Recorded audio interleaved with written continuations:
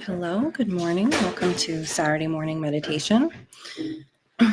Today is a little different because we have the altar cleaning going on. Right now we have a team of people cleaning the Shakyamuni Buddha altar. They're taking all of the statues off and dusting them. So it's going to be a little bit of a noisy class. You can probably hear it in the background. But that's okay because we can meditate through distractions. So we're going to start with we're going to start by establishing our compassionate motivation. We always start our practice by generating compassion for all sentient beings and making the wish that our meditation practice will benefit them. So let's just take a moment to do that now.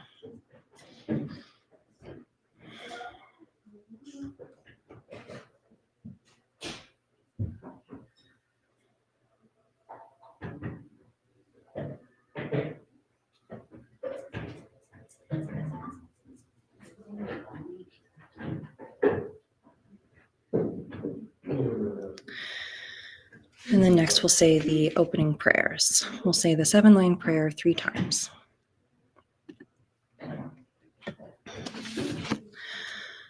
Morgan yogi num jansam pemage sardompola yatsen chogi ngorume pemajung ne jesurak Ordu kandro mangpokor ketki jesu dak druki jinji lok chia sheksu so guru pema city home Organ yogi num jansam pemage sardompola yatsen chogi ngodrupne pemajung ne jesurak Ordu kandro mangpokor ketki jesu dak druki jinji lok chia sheksu so guru pema city home Organ yogi num jansam pemage sardompola yatsen chogi ngodrupne pemajung ne jesurak Kordu kandro mangpokor ketki jesu dak drupki jinji lok chia sheksu so guru pema city home.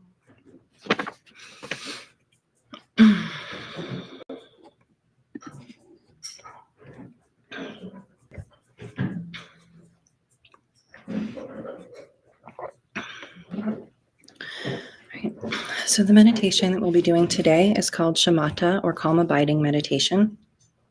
And this is taught in Jetsuma's book, Stabilizing the Mind. This meditation practice is common to all Buddhist traditions, but you don't have to be Buddhist to practice it.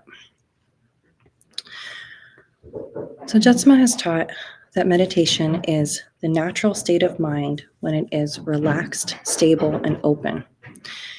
Meditating in this way, in this calm abiding method of meditation, it trains the mind to be calm and relaxed while also being alert and wakeful. And the point of this meditation is to create space in the mind. When we have space in the mind, it's easier to balance our emotions. And it gives us some time between whatever is going on in our life and a reaction to it. So it allows us to live more aligned with our values, to choose actions that are in line with our values, to be more mindful of our speech, to be more mindful of our body, speech, and mind.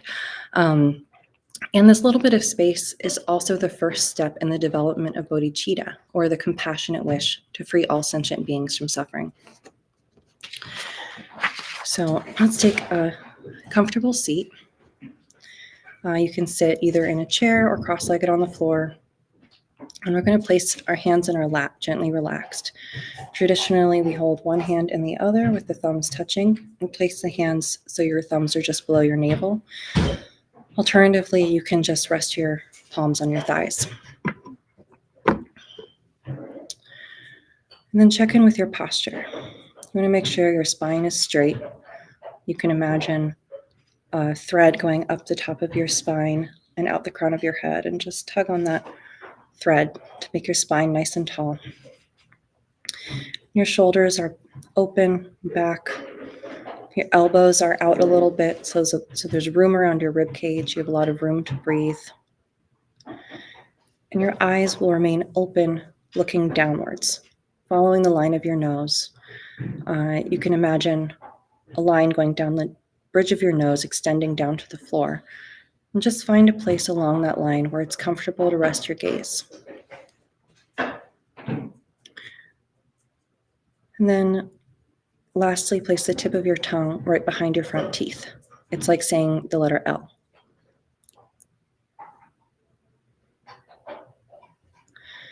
And allow yourself to relax completely and breathe normally. Just relax into your natural rhythm of breathing.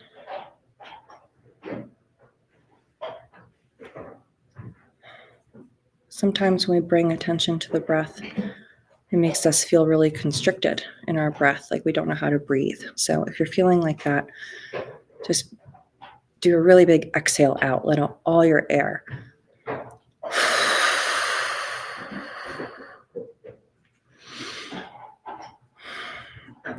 When you empty your lungs fully, your body will naturally take in a deep breath. And that'll help reset your rhythm of breathing.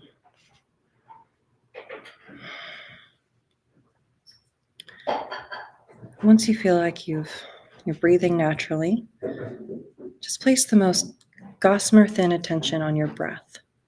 This is a very light attention, not grasping, just a very light attention on your breath. It's like taking your pulse. You don't put any pressure on it, just observe it. Your attention is like a feather, gently riding on the surface of your breath.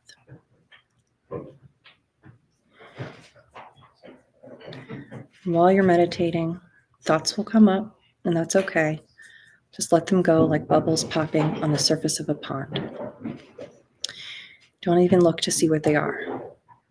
Your meditation is not lost by hearing your thoughts, but by following them down the road. So as soon as you notice that you're chasing a thought, drop it and come back to your breath. And if it's really difficult for you to dismiss your thoughts, you can imagine cutting them with scissors and throwing them away, or tapping them with a magic wand and poof, they disappear. Whatever works for you. But somehow just dismiss them. You can cut through them if you want, but just dismiss the thoughts and return to your breath. Just again and again, bring our attention back to that gossamer thin attention on the breath. So for our first sit, we'll sit for 5 minutes, and then we'll take a break and we'll meditate a little longer.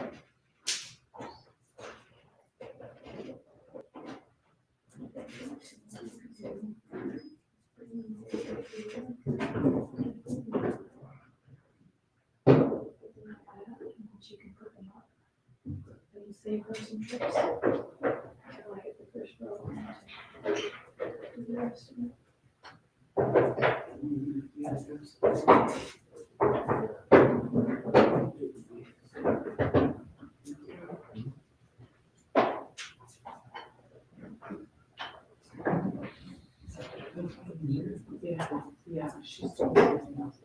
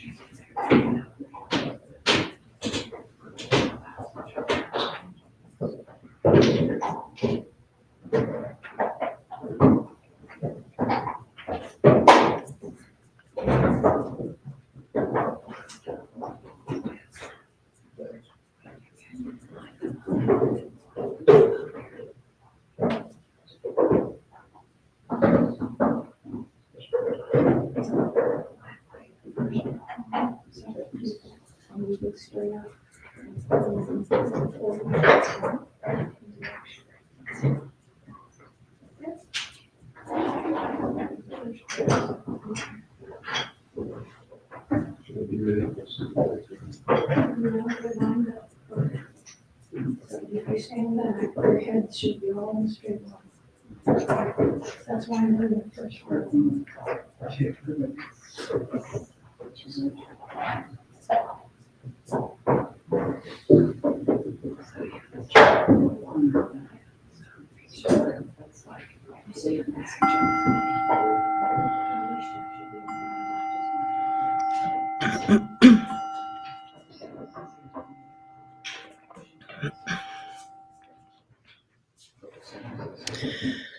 All right, so that's our first round of meditation. If you're just starting to meditate, meditating for a few minutes at a time is a really good place to start. And then building from there as you get more used to sitting still, more used to sitting with your mind. You can probably, even though you're not here in the room, you can probably hear all of the noises going on as the altar cleaning is taking place. There's a lot of, often when we meditate in a quiet environment. We have a nice meditation space. Maybe you come here to the prayer room, or maybe you have a place to meditate at home. And we often try to make like a nice quiet place with an altar and a cushion and a nice, cozy setup to meditate in. These are considered supports for our practice. All of the things that are in the prayer room around us, like these tankas behind me, are the Buddha images, the environment of the cushion, and the nice space to meditate in. All of these are supports for our practice, and they're like training wheels on like a tricycle. So having more wheels on the bike helps you keep your balance. It helps you learn how to ride the bike. But the practice itself, you don't have to have all those sports around you in order to do the practice. So you can do this meditation anywhere. You can do this meditation sitting at a bus stop, or at the laundromat, or waiting for an appointment, or even standing in line at the grocery store. If you want to do this meditation, you could do this. You could do this anywhere. And if you're on the go and want to do it, as far as your posture goes, the only thing you need to remember is a straight back and a relaxed body. straight spine, relaxed body. That's it. You could do it sitting or standing. You don't want to be lying down because we're not trying to go to sleep. But sitting or standing, you can do this meditation pretty much anywhere. And it can be good to practice in environments where there's a little bit more going on, a little bit more distraction. Once you're used to meditating on your breath, then, it's like just ups the challenge a little bit because we're not always going to have perfect situations around us. And that's why it's important to tame our mind. So we can practice taming our mind in different environments and get better and better at it. There are stories of, some of our teachers, some of the renowned yogis of the past. There are stories of them being told to, maybe their cave that they're meditating in is a little too cozy, and their teacher tells them to go meditate in a cave that's famous for having a lot of bats in it. And then they try meditating with all of these bats flying around and pooping on them and stuff, and it's really distracting. And that helps them get better at their practice by being able to practice through these distractions and practice through these challenges. So don't worry if you don't have,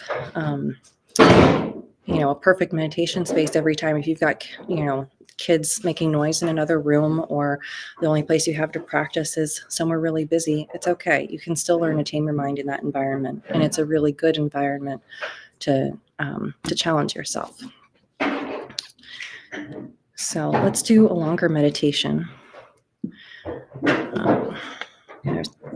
Set the timer.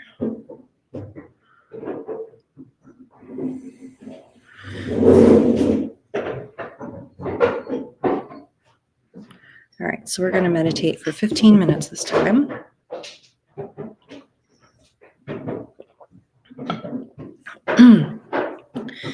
So we'll come back to our meditation posture. Our straight spine, relaxed body. Your hands are in your lap, gently relaxed. Your eyes are open, looking downwards. Your tongue is just behind your front teeth. And just breathe naturally with the most gossamer thin attention on your breath. Your attention is like a feather, gently riding on the surface of your breath.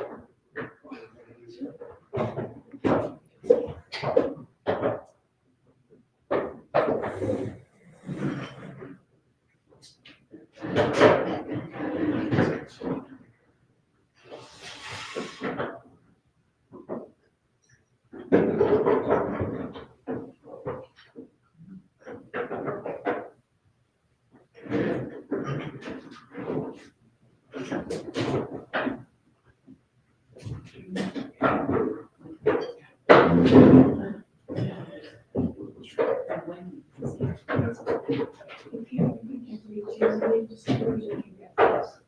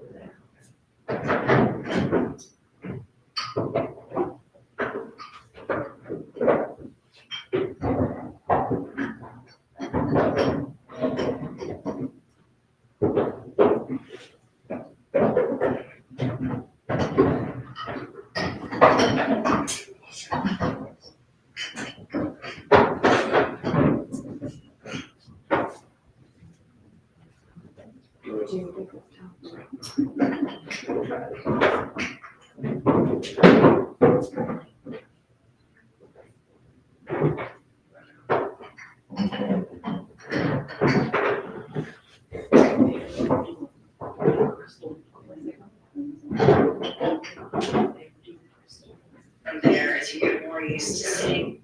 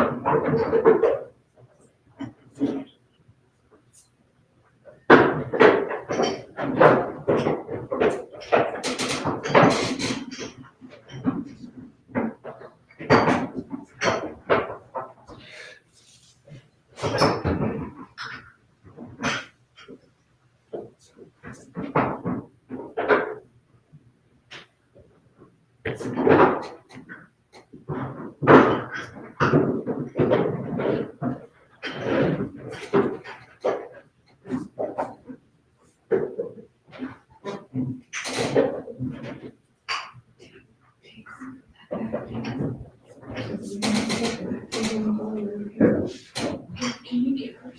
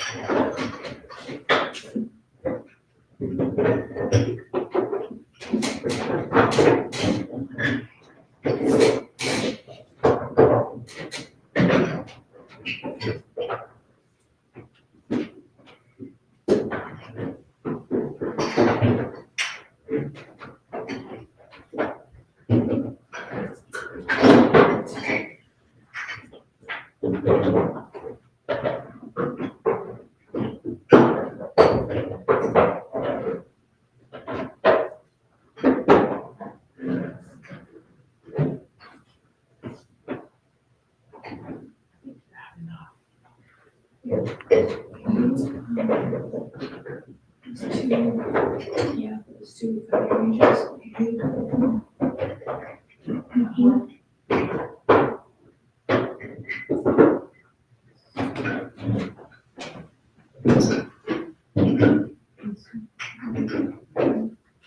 There's an outside behind.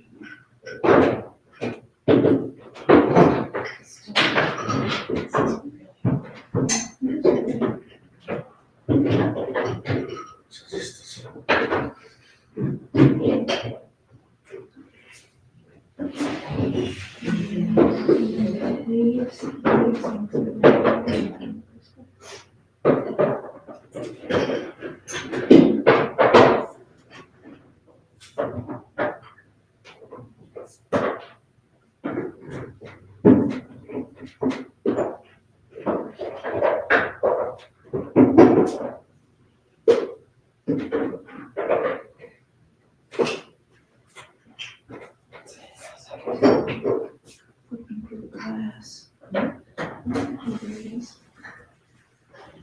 Okay.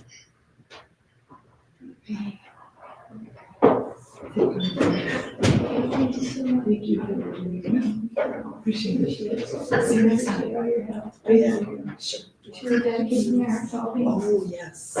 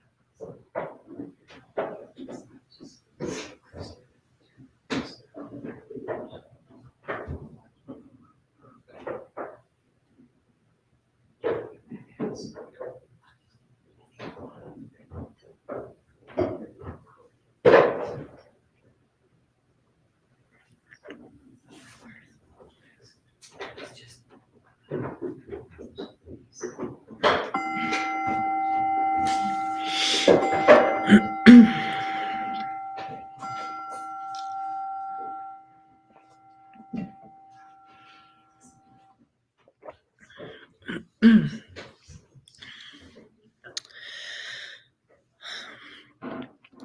of the things to remember too when we have a lot of distractions during our meditation is that one of the main reasons in Buddhism, one of the main reasons that we meditate and work to train our mind is to prepare for the time of death, because we don't know the circumstances in which we'll die. We don't know when we'll die, but that is the one guarantee that we have in life, is that everyone does die. And we want to be able to have the stability of mind to approach death the way that we want to, in a way that results in, for Buddhists, a way that results in liberation. But for anyone, whether you're Buddhist or not, I think we all know that death is coming, and we don't know. We might be very afraid. It's really good to have that stability of mind so you can die peacefully. And that is a situation in which our bodies will be uncomfortable. We don't know what kind of sights and sounds will be around us. We can't really control what that moment will be like. But so if we can find stability and peace in our mind that we can trust, no matter the circumstances around us, that is a huge gift to ourselves. And that is just what great assurance to have for when that time does come. Traditionally in Buddhism, there have been a lot of practitioners that historically practice in charnel grounds, which is a place which would, not be a place you would typically go to, and be a place that would bring up a lot of fear, a lot of emotions, a lot of things to work with in the mind. And His Holiness Panara Rinpoche has taught that a Western equivalent might be thinking of practicing in a disco. So if you could think of how difficult it would be to do your meditation practice in the middle of a disco or middle of a dance club with all that techno music playing around you, that would actually be a really great way to prepare for death. So don't shy away from meditating in busy places. It's good to have the quiet times to meditate, because those are the training wheels. It helps you to strengthen in your practice. But then it's also good to challenge yourself sometimes, especially if you're feeling a little cozy. And you'll also notice that if you have expectations of your meditation practice being kind of more of a hedonistic experience, being something that's just pleasant and you want to feel, you just want to feel good, and you'll notice when you meditate in a busy environment, you'll feel angry, you'll feel judgments, you'll want to control the environment. And just noticing that in and of itself is, your experience might not be pleasant like you want it to be, but you'll learn a lot about your mind, you'll learn a lot about your reactions to things. So let's end. We're going to do one last little 3-minute meditation, and then we'll say our dedication prayers. So let's come back into our meditation posture. Straight back and relax completely and breathe normally. Your attention is like a feather, gently riding on the surface of your breath.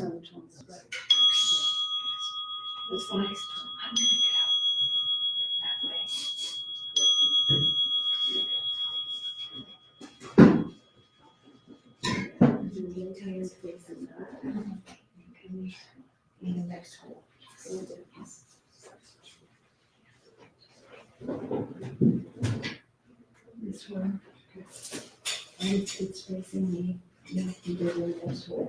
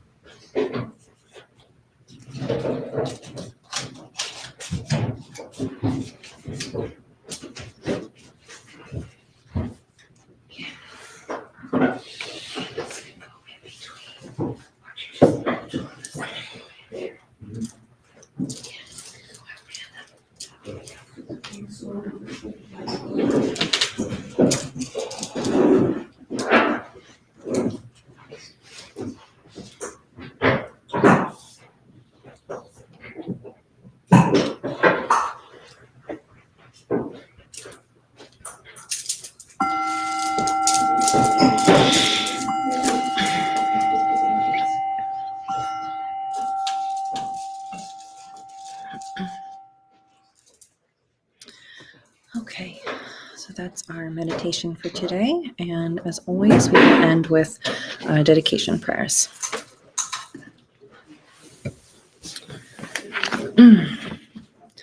Throughout my many lives and until this moment, whatever virtue I have accomplished, including the merit generated by this practice, and all that I will ever attain, this I offer for the welfare of sentient beings. May sickness, war, famine, and suffering be decreased for every being, while their wisdom and compassion increase in this and every future life. May I clearly perceive all experiences to be as insubstantial as the dream fabric of the night, and instantly awaken to perceive the pure wisdom display in the arising of every phenomenon. May I quickly attain enlightenment in order to work ceaselessly for the liberation of all sentient beings.